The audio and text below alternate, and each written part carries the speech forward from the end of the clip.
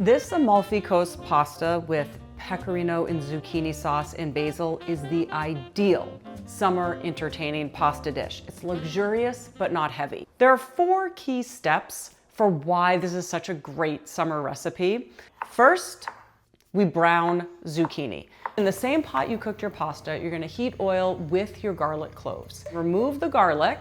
You're gonna brown your zucchini in that. It takes a little while, like 5 to 7 minutes. Browning zucchini really transforms it from bright green and grassy to something nuttier and more substantial. Once your zucchini's got nice browning on it, leave half in the pot, put half in a blender with the garlic that you've already browned and about half a cup of your pasta water. You want to puree this into zucchini velvet. 2, we add a substantial amount of Pecorino Romano, which adds depth of flavor and gives this dish the heft that transforms it from a nice summer vegetable pasta to really an entertaining dish.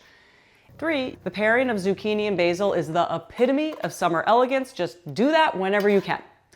You want to bring the pasta back up to temp. You want to stir it to create a nice emulsification with the starch from the water and the starch from the pasta releasing out into the sauce, and it's all going to cling together.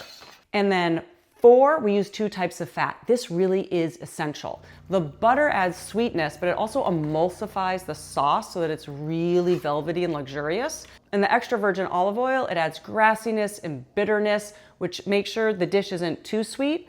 It also prevents the dish from being greasy. All butter and cheese, and it might tip over that line into the greasy zone, which we don't want. The 5th reason for me and every other gardener why this dish is so perfect is that right now I have zucchini coming out of my ears. It's everywhere, and I'm giving it away for free. It's like my enemies get these baseball bats on their porch.